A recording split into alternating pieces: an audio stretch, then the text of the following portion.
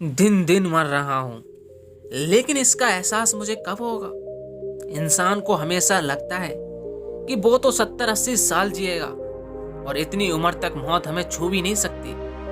चाहे हम इस बात को माने या ना माने, लेकिन यही सत्य है। हम यह सोचकर जीते हैं, लेकिन समझने की बात यह है कि हम हर एक सांस के साथ मर रहे होते हैं। पता नहीं कौन सी सांस हमारी आखिरी सांस बन जाए। हम हर दिन मरते हैं, हर पल मरते हैं, लेकिन हमें इसकी अनुभूति नहीं होती, क्योंकि संवेदना के स्तर पर हमारा दिमाग, हमारा मन, हमारा शरीर बहुत नीचे है। और जिस दिन हमारी संवेदना का स्तर ऊपर उठेगा, उस दिन हम यह एहसास, यह अनुभूति कर पाएंगे कि हम हर पल मर रहे होते हैं, हर दिन मर रहे होते हैं। आज की कहानी जो मैं आपको सुनाने वाला हूँ, वो एक ऐसे सवाल पर निर्भर है जो पूरी जिंदगी के सवालों का निचोड़ है। जो एक ऐसा सवाल है जो कि हर एक इंसान के मन में उठता होगा, लेकिन उसका जवाब आपको कहीं से नहीं मिला होगा। आज जो कहानी मैं आपको सुनाने वाला हूँ, आपकी सारी जिंदगी के सवाल एक ही सवाल के माध्यम से मिलेंगे। इससे पहले आप इस कहानी में खो जाएं, हमारे इस चैनल को सब्सक्राइब जरूर कर लें। तो चलिए कहानी शुरू करते हैं। पुराने समय की बात है, दो भाई हुआ करते थे, दोनों जुड़वा थे। दोनों भाइयों में बहुत ही प्रेम था, लेकिन उनमें से एक भाई संसार के हिसाब से बहुत कामयाब इंसान बना। मतलब उसने बहुत प्रतिष्ठा, बहुत धन संपदा इकट्ठी की। दूसरा भाई जिंदगी में धन संपदा इकट्ठी नहीं कर पाया और ना ही प्रतिष्ठा इकट्ठी कर पाया। वो गरीबी में अपना जीवन जी रहा था। ऐसे ही समय बीतते बीतते बहुत साल बीत गए। ऐसा समय आ चुका था कि दोनों भाई बुढ़ापे का शिकार हो चुके थे। उनके जीवन के कुछ ही वर्ष या कहें कुछ ही दिन बचे थे जीने के लिए। मौत उनके दरवाजे पे दस्तक दे रही थी, लेकिन इस समय दोनों भाइयों की परिस्थिति एक जैसी थी। दोनों भाई अपने जीवन से संतुष्ट नहीं थे। एक भाई ने जहां पर भरी पूरी जिंदगी जी, पूरी प्रतिष्ठा, पूरा मान सम्मान, पूरी धन संपदा इकट्ठी की, वहीं दूसरा भाई कम धन संपदा इकट्ठी करके भी अपना जीवन जैसे तैसे गुजार लिया था। लेकिन आज जिंदगी के उस मोड़ पे आज एहसास हुआ कि उनकी जिंदगी आज खाली बीती है। चाहे उन्होंने जीवन में कुछ भी हासिल किया हो, कुछ भी किया हो, लेकिन उसका कुछ भी हासिल नहीं है। इसी वजह से उनका चित्त भी बुढ़ापे में बहुत उद्विग्न रहने लगा, बहुत ही परेशान रहने लगा। उन्हें मरने से पहले अपने तमाम सवालों के जवाब चाहिए, और इन्हीं सवालों के जवाब पाने के लिए एक दिन वो दोनों भाई एक बौद्ध भिक्षु के पास पहुंच जाते हैं। उस बौद्ध भिक्षु की प्रतिष्ठा नगर नगर में फैली हुई थी। तमाम तरह के मन की शंकाओं के निवारण वो किया करता था, और दूर दूर से लोग अपने सवालों के जवाब पाने के लिए उसके पास आते रहते थे। जब दोनों भाइयों को उस बौद्ध भिक्षु के बारे में पता चला, तो वो भी अपने सवाल के जवाब पाने के लिए उस बौद्ध भिक्षु के पास पहुंच जाते। बौद्ध भिक्षु उस समय ध्यान कर रहा था। सुबह का समय था, सूरज अपने उजले मुखड़े को लेकर आसमान में चमक रहा था। दोनों भाई उस बौद्ध भिक्षु को ध्यान में बैठे हुए देखते हैं और वहीं पर बैठकर उसकी ध्यान से बाहर आने की प्रतीक्षा करने लगते। कुछ समय बाद वो बौद्ध भिक्षु ध्यान से बाहर आता है, सामने बैठे दोनों वृद्ध लोगों को देखता है। उनको प्रणाम करने के बाद वो बौद्ध भिक्षु उनके आने का कारण पूछता है। उनमें से एक भाई कहता है कि हमारे जीवन के तमाम सवालात हैं, जिनका जवाब हम आपसे पाने के लिए आए हैं, और ये सारे सवाल हमारे जीवन से संबंधित हैं, और हमें आशा है कि आपसे उन सवालों के जवाब मिलने में सहायता मिलेगी। यह सुनने के बाद बौद्ध भिक्षु कुछ देर सोचने के बाद कहता है कि मुझे माफ कीजिएगा, मैं आपके सारे सवालों का जवाब नहीं दे सकता। मेरे पास इतना समय नहीं है। अगर तुम्हें लगता है कि तुम अपने सारे सवालों को एक सवाल में परिवर्तित करके मुझसे पूछो, तो शायद मैं तुमको उस सवाल का जवाब दे पाऊं। क्या तुम अपने सारे सवालों को, जीवन के सारे पलों को एक ही सवाल में पेश कर सकते हो? तो मुझसे वो सवाल पूछो। दोनों भाई कुछ समय के लिए आपस में चर्चा करते हैं, और कुछ सोचकर एक भाई कहता है, वैसे तो जिंदगी के सारे सवालों को एक सवाल में पेश करना तो बहुत ही मुश्किल है, ये बहुत ही नामुमकिन सी बात लगती है। लेकिन हम दोनों भाइयों ने आपस में सहमति करके जिंदगी को एक सवाल में पिरो दिया है, और वो सवाल ये है कि मैंने और मेरे भाई ने अपने जीवन को संपूर्ण तरीके से जिया है। मैंने अपने जीवन में बहुत धन संपदा इकट्ठी की, बहुत ही प्रतिष्ठा कमाई, और मेरे भाई ने कम धन संपदा इकट्ठी की, लेकिन उसने फिर भी अपना जीवन संतोषजनक जिया। लेकिन जीवन के इस मोड़ पर, जहाँ पे मौत हमें अपने शिकंजे में कभी भी ले सकती है, हमें पता नहीं कैसा एहसास हो रहा है। हमें लगता है हमने अपने जीवन को में जो भी इकट्ठा किया है, जो भी पाया है, वो सब कुछ व्यर्थ है, सब कुछ खाली है, क्योंकि मौत सब कुछ खत्म कर देगी। कल हम मर जाएंगे, हमारे मूल्य, हमारे सिद्धांत, हमारी धन संपदा, हमारी प्रतिष्ठा, हमारा संतोष सब यहीं पीछे छूट जाएगा। और हमारे मन में अब ये सवाल जन्म ले रहा है कि जीवन में ऐसे मूल्यों का क्या उपयोग जो मौत के साथ खत्म हो जाए। हमने अपने मूल्यों के लिए, जीवन के आदर्शों के लिए सब कुछ दांव पे रख दिया। हमने अपने बहुत अच्छे अच्छे रिश्तों का, अपने आदर्शों को, अपने मूल्यों को लेकर दावान कर दिया, उन्हें छोड़ दिया ताकि हमारे मूल्य, हमारे आदर्श बचे रह सकें। लेकिन आज जीवन के इस मोड़ पर हमें एहसास होता है कि वो सारे मूल्य हमारे सर पे एक बोझ की तरह बैठे हुए थे। और अब उन मूल्यों का क्या फायदा जब मौत उन सब आदर्शों को, सारे मूल्यों को खत्म कर देगी। और यह सवाल हमारे मन को कचोड़ रहा है, हमारे मन को पीड़ा पहुंचा रहा है, क्योंकि हम जीवन के असली सत्य को पहचान ही नहीं पाए। और वो सत्य क्या है, ये हम अब भी नहीं जानते हैं। और इस सत्य को जाने बिना मरना बहुत ही कष्टदायक अनुभव दे रहा है। कृपया करके मेरे इस सवाल का जवाब देने की कृपा करें। मैं जानना चाहता हूँ कि इंसान के आदर्श, इंसान के मूल्य, इंसान के जीवन जीने की शैली कैसी होनी चाहिए, ताकि वो बुढ़ापे में सारे सवालों से मुक्त होकर अपने प्राण त्याग सके। सवाल बहुत गहरा था। बौद्ध भिक्षु ने कुछ सोचकर इसका जवाब देना शुरू किया। उसने कहा कि जीवन के तमाम वर्षों तक हम ऐसे जीते हैं कि हम सदा के लिए जीने आए हैं, हमारा कोई अंत नहीं है। और जब तक कोई बीमारी या कोई बुढ़ापा हमें अपने शिकंजे में नहीं लेता, तब तक हमें लगता रहता है कि हम तो अजर अमर हैं, हमारी कोई मौत ही नहीं है। तुम बताओ, बुढ़ापे से पहले तुम्हारे जीवन में कोई पल ऐसा आया कि जब तुम्हें लगा हो कि ये सांसें मेरी कहीं आखिरी सांस ना बन जाएं? कभी एहसास हुआ, कभी ऐसी अनुभूति हुई कि ऐसा सवाल तुम्हारी जवानी के दिनों में उठा? नहीं उठा होगा, क्योंकि उस वक्त इंसान तमाम तरह की वासनाओं में लिप्त रहता है। वो सोचता है कि जीवन में कुछ पाना है, धन इकट्ठा करना है, प्रतिष्ठा इकट्ठी करनी है, या फिर संतोष में अपना जीवन जीता है। और इस प्रकार अपने मूल्यों को, अपने आदर्शों को अपने जीवन के लिए निर्धारित करता है।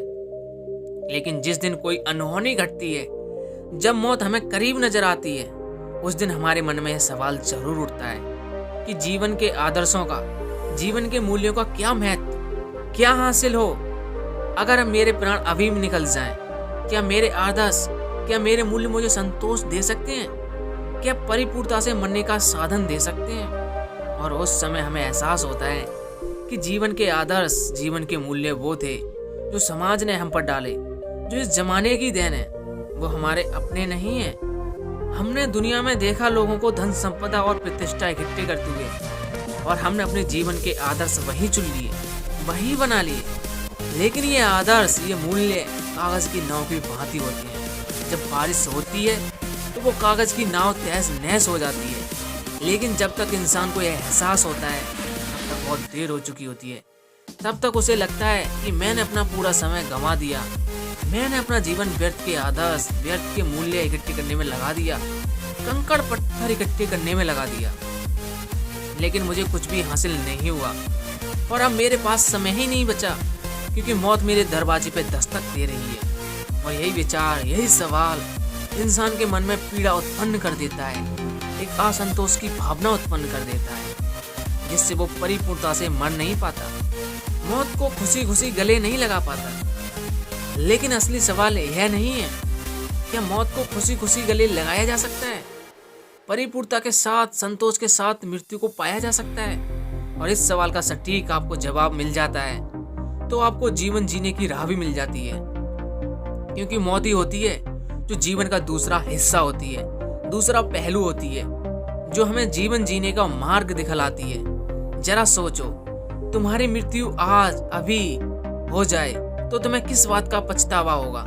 जरा सोचो, तुम्हें पछतावा होगा तमाम उन चीजों का जो तुम अपने जीवन में हासिल नहीं कर पाए। जो तुमने अपने लक्ष्य निर्धारित किए थे, तुम उन तक पहुंच नहीं पाए। यही पीड़ा तुम्हारे मन को दीमक की तरह तुम्हारे मन को खा रही है। अगर तुमने अपने लक्ष्य को हासिल भी कर लिया हो, उसे पा भी लिया हो, तो भी तुम्हारा मन संतोष में क्यों नहीं है? क्योंकि आज इस मोड़ पर तुम्हें पता चला कि वो लक्ष्य है जो मैंने निर्धारित किया था, जो बनाया था, वो मिथ्या था, वो सच नहीं था, वो वास्तविक नहीं था, वो परम आनंद देने वाला नहीं था। इसलिए वो लक्ष्य तुम्हारे मन को पीड़ा पहुंचा रहा है कि तुमने अज्ञानता में, अंधकार में एक गलत लक्ष्य को चुन लिया। जिंदगी भर उस लक्ष्य को पाने के लिए पूरी ताकत झोंक दी और आखिर में तुम्हें पता चला कि वो लक्ष्य तो मिथ्या था, वो तो झूठा था। और जरा सोचो, तुम लक्ष्य को पाने के लिए गलत दिशा में चले जा रहे थे और जब तुम मीलों जब दूसरी दिशा में बढ़ते चले गए, तब तुम्हें दूसरे छोर पर पहुंच के एहसास हुआ कि जीवन का लक्ष्य तो उस पार था, दूसरी तरफ था, लेकिन तुमने उसे आंखें खोलकर देखा ही नहीं और तुम दूसरी दिशा में बढ़े चले जा रहे थे कि इस उम्मीद में कि जहाँ पर यह रास्ता खत्म होगा वहाँ पर मेरा लक्ष्य मिल जाएगा। जिंदगी में खाना पीना तो जानवर भी खाते हैं, वो भी कमाते हैं, वो भी मेहनत करते हैं, वो भी अपना परिवार बसाते हैं, वो भी अपनी प्रतिष्ठा कायम करना चाहते हैं। लेकिन सोचने की बात यह है कि इंसान के लक्ष्य और जानवर के लक्ष्य में क्या अंतर होता है? अगर कोई अंतर नहीं होता तो क्या अंतर होना चाहिए? जानवर का लक्ष्य यहीं तक सीमित रहता है कि मुझे खाना मिल जाए और आराम से अपनी जिंदगी जी सकूं। एक जानवर का यही लक्ष्य होता है और इसके बाद उस जानवर को बच्चे पैदा करने में संतोष मिलता है और वो भोग और खाने के लिए अपना पूरा जीवन निकाल देता है। लेकिन आज के युग में हम देखते हैं कि इंसान भी इन्हीं चीजों का संग्रह करता है। वो भी चाहता है कि मैं धन संपदा इकट्ठी कर लूं, अच्छा घर बना लूं, अच्छा परिवार बसा लूं और यही मात्र मेरा लक्ष्य है, इससे ज्यादा कुछ नहीं। तो समाज में प्रतिष्ठा भी बना लूं और मेरा जीवन परिपूर्ण हो जाएगा। कितनी समानता है दोनों के लक्ष्यों में। एक जानवर और इंसान का लक्ष्य लगभग बराबर सा लगता है, लगभग एक जैसा लगता है। तो फिर हम इंसान का अहंकार देकर क्यों जीते हैं? तो क्यों हम अपने आप को जानवरों से सर्वोपरि समझते हैं? अरे आखिर में हम जीवन तो वही जी रहे हैं जो वो जानवर जी रहे हैं, फिर दोनों में भेद क्या? लेकिन एक चैतन्य इंसान जिसकी चेतना थोड़ी ऊपर उठ चुकी है, उसे इस बात का एहसास होता है कि एक जानवर और एक इंसान में केवल एक चेतना का फर्क होता है। जानवर की चेतना कम होती है, उसका होश कम होता है, वहीं इंसान की चेतना ऊपर होती है। इंसान की चेतना इस प्रकार बनाई गई है, वो अगर चाहे तो उससे परमात्मा को भी हासिल कर सकता है। लेकिन हम उस चेतना का उपयोग कहाँ पर करते हैं? धन संपदा, प्रतिष्ठा, ये छोटे छोटे लक्ष्य कंकड़ पत्थर इकट्ठी करने में। उसी चेतना के स्तर को और ऊपर उठाते हुए हम उस परम आनंद का आनंद उठा सकते थे, उस परमात्मा को जान सकते थे। लेकिन हमने वो चेतना अपने जीवन काल में बर्बाद कर दी, व्यर्थ कर दी और यही पीड़ा हमारे मन को कचोड़ती रहती है। वही चेतना हमें एहसास कराती रहती है कि तुम्हारे सारे लक्ष्य कंकड़ पत्थर की भांति थे और इसी वजह से आदमी कभी परिपूर्णता के साथ नहीं मरता। समाज के सारे आदर्श, सारे मूल्य तुम्हारे ऊपर एक बोझ की तरह बने रहते हैं। तुम उनका पालन तो करते हो, लेकिन अधूरे चित्त से तुम्हारा पूरा चित्त उसमें शामिल नहीं होता, क्योंकि वो तुम्हारी खोज नहीं है, वो समाज के द्वारा तुम पर डाला गया है।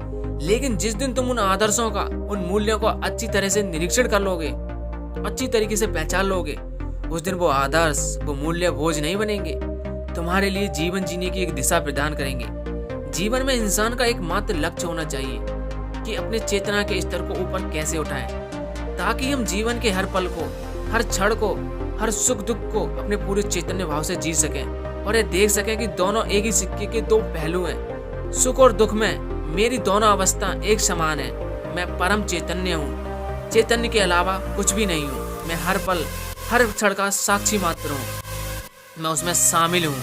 और जब ये भाव आदमी पैदा कर लेता है तो सारे व्यर्थ के लक्ष्य, उनके पीछे भागने की सारी दौड़ सब खत्म हो जाती है और जीवन का एकमात्र लक्ष्य बचता है और वो होता है चैतन्य आत्मा, चैतन्य रूप, चैतन्य मन, चैतन्य दिमाग, चैतन्य शरीर, चैतन्य इंद्रियां। जीवन में क्या हासिल करोगे, क्या पाओगे? सब कुछ खत्म हो जाएगा, सब कुछ मिट्टी में मिल जाएगा और जब मिट्टी बनेगा तब देखकर तुम पछतावा करोगे, मैंने तो अपने जीवन को ऐसे ही मूल्यवान समझ लिया था, क्या मूल्यवान था इसमें? तुमने चेतना के स्तर को ऊपर उठाया, तुम चैतन्य बने और आज तुम रो रहे हो। अब क्या होगा जब चिड़ियां चुग गई खेत? अब कुछ क्षण बचे हैं जिंदगी में, बुढ़ापे के बाद अब पछतावा करके क्या फायदा? लेकिन कहते हैं जहाँ जागो वहीं सवेरा। चेतना पैदा करने के लिए एक एहसास, एक पल, एक क्षण ही काफी होता है और पूरा जीवन एक पल में रूपांतरित हो जाता है।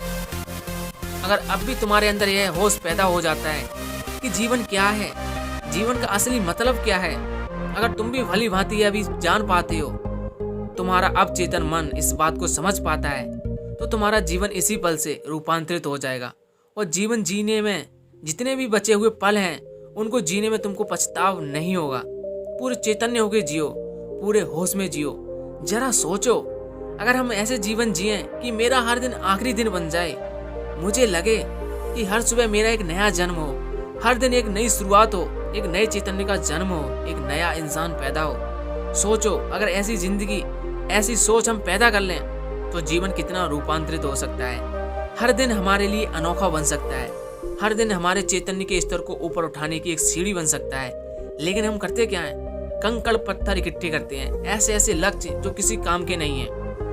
वो धन संपदा, वो प्रतिष्ठा जो मिट्टी में मिल जाएगी। कितने ही राजा और रंक आए, हमें सब कुछ हमारी आंखों के सामने इतिहास गवाह ये बताकर गए कि जीवन में कुछ भी हासिल करने जैसा नहीं है। जीवन व्यर्थ है, उसकी एक ही सार्थकता है और वो है चैतन्य। चैतन्य मन, आपका मन जितना चैतन्य होगा, जितना संवेदनशील होगा, आप उतना ही प्रकृति का, लोगों से बात करने का आनंद उठा पाएंगे। लेकिन आप उस जगह पर मौजूद ही नहीं है, होश में ही नहीं है, तो आप क्या करेंगे? वो पल, वो क्षण बेकार, व्यर्थ, आपके जीवन में वो घटित ही नहीं हुआ, ऐसा प्रतीत होगा आपको। और आप जब प्रकृति में उपस्थित नहीं रहते तो आप दोष देते हैं कि मैंने लक्ष्य और आदर्श इतने अच्छे बनाए थे, लेकिन जीवन में कुछ भी हासिल नहीं हुआ। कुछ लक्ष्य निर्धारित करने चैतन्य नहीं है, वो चेतना नहीं है। लक्ष्य को निर्धारित करके आप होश में नहीं जी सकते, आनंद में नहीं जीना सीख सकते। जरा सोचो, क्या है सत्य नहीं है? यही तो परम सत्य है जीवन का, और यही बुढ़ापे का आखिरी सवाल, और जिसका जवाब उन दोनों वृद्ध लोगों को दिया। तो दोस्तों, बुढ़ापा आने से पहले जाग जाओ। अगर बुढ़ापे में आप चैतन्य होते हो तो आपको पछतावा हासिल होगा। आपको लगेगा कि जीवन में कितने पल ऐसे ही निद्रा में गंवा दिए, रोते रोते गंवा दिए, सोते हुए गंवा दिए, और आज जब होश में आए उस पल की कीमत समझी तो बहुत देर हो चुकी है। तुमने अपने जीवन के तमाम पलों को नष्ट कर दिया था। अब क्या हासिल होगा? अब कुछ क्षण बचे हैं, उनको होश में जी लो। आज ही जवानी में संकल्प करो कि जीवन परिवर्तित करके रहेंगे, होश में जिएंगे और अपनी चेतना के स्तर को ऊपर उठाने में काम करेंगे। तो दोस्तों, कैसी लगी ये कहानी? हमें कमेंट सेक्शन में जरूर बताएं। अगर कहानी अच्छी लगी हो तो वीडियो को शेयर करना मत भूलिएगा, और हम मिलेंगे आपसे ऐसी एक और मोटिवेशन वीडियो में। तब तक के लिए सकारात्मक सोच के साथ अपने लक्ष्य के प्रति बढ़ते चलें। जय हिंद।